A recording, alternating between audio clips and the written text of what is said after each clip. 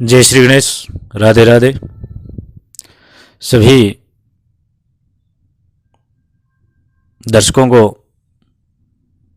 कोटि कोटि नमन। स्वागत है आपका अपने YouTube चैनल संस्कृत धारा में। मैं हूं MD शास्त्री और आज यहाँ पर मैं आपको एक बात बताने आया हूं। काफ़ी दिनों से मैं YouTube के ऊपर नहीं आ पाया, उसके लिए क्षमा चाहता हूं। और अभी अगर शिक्षा की बात की जाए तो अपने अभी राजस्थान में रीट की भर्ती, सेकंड ग्रेड की भी भर्ती आने वाली है, जिसके लिए मैं आपको बहुत ही बधाई दूंगा। आप अपने लगन से और अपने परिश्रम से उस मंजिल को प्राप्त करें जिसके आप हकदार हैं। साथ में मैं यहाँ पर बात करने के लिए आया हूँ कि अभी थोड़े ही दिनों के बाद में होली का त्यौहार, जो हमारे लिए बहुत ही उत्साह भरा होता है, क्योंकि हमारे देश में वैसे तो अनेकों त्यौहार हैं, क्योंकि हमारा देश कहलाता है त्योहारों का देश कहलाता है। परंतु होली और दीपावली एक ऐसे त्यौहार है जो हर 6 महीने के बाद में आते हैं और जो बहुत ही हर व्यक्ति के लिए एक उत्साह लेकर के आते हैं। उसी होली से पहले के बारे में मैं बात करूंगा।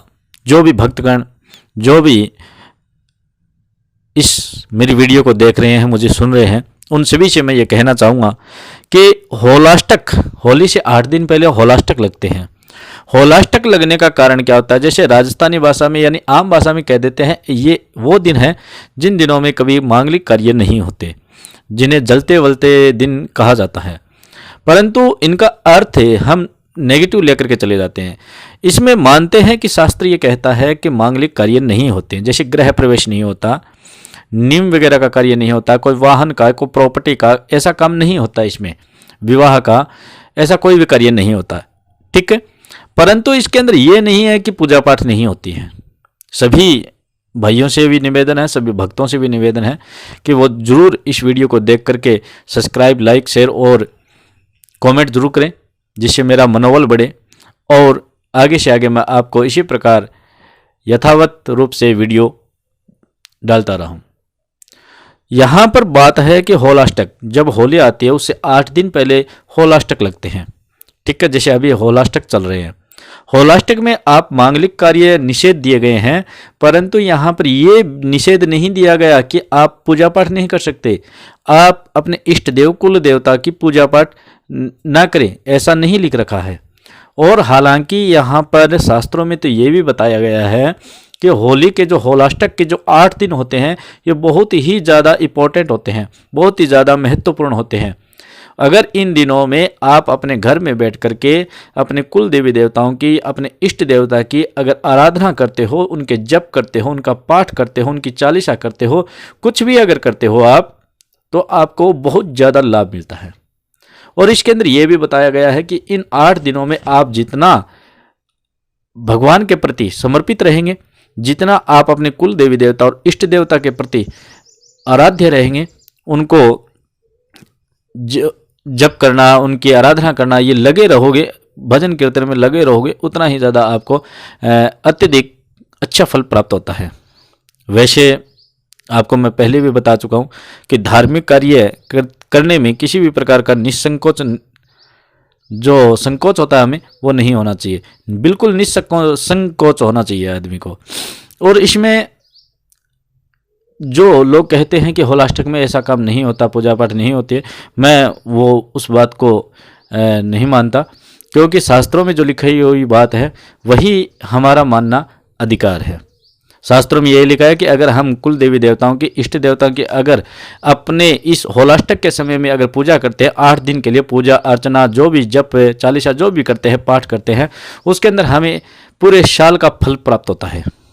इसी प्रकार जैसे दीपावली आती है, यानी होली का दिन और दीपावली का दिन और रात, इन दोनों त्योहारों की दिन और रात जो होती है वो बहुत ही हमारे लिए महत्वपूर्ण होती है। उस वक्त अपने कुल देवी देवता और इष्ट देवता की अगर आप अर्चना करते हो, पूजा पाठ करते हो, उनकी जप वगैरह करते हो, उनका संकीर्तन करते हो, तो आपको बहुत ज़्यादा फल प्राप्त होता है। ऐसा हमारे गुरुजनों के माध्यम से भी मैंने श्रवण किया है, अध्ययन किया है, तथा हमारे अनेकों शास्त्रों में भी लिखा हुआ है, ठीक है। और आगे की हम बात करें तो बहुत दिनों के बाद मैं आया हूँ, इसके लिए आप जो प्रेम दे रहे हैं उसके लिए बहुत ही धन्यवाद, और इसी प्रकार प्रेम देते रहिए। और हम यहाँ पर अनेकों विषय में बातें करते हैं। वैसे हर जितनी भी मैं विषय के बारे बात करता हूँ वो सब होती हमारे लिए शिक्षा के लिए ही है।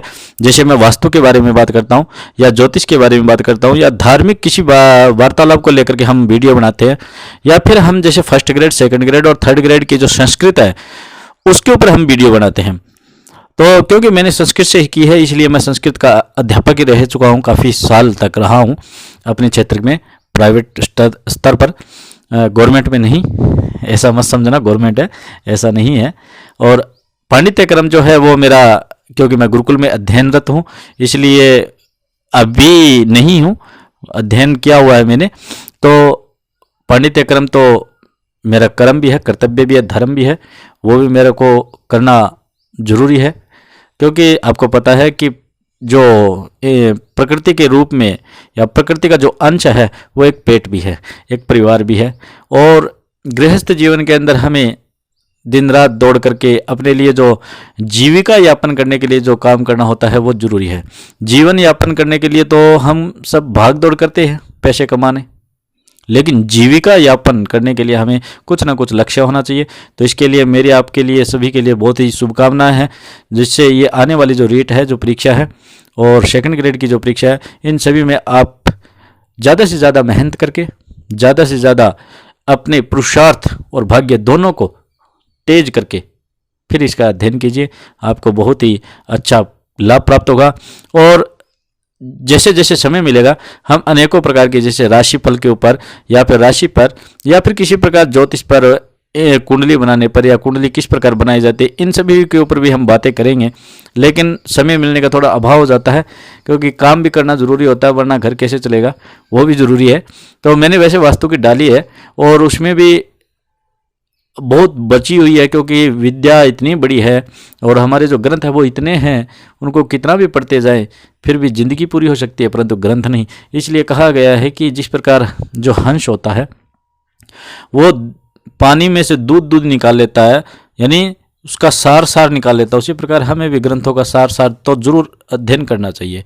तो मेरा आपको यही सूचना देना, इस वीडियो को बनाने का तात्पर्य था कि होलाष्टक में जितना हो सके उतनी आप दान पुण्य एवं अपने कुल देवी देवता और इष्ट देवता का भजन कीर्तन करें, जप करें, चालीसा करें, जिससे आपको बहुत ज़्यादा लाभ प्राप्त होगा, घर में सुख और समृद्धि प्राप्त होगी और आपको उन्नति की प्राप्ति होगी।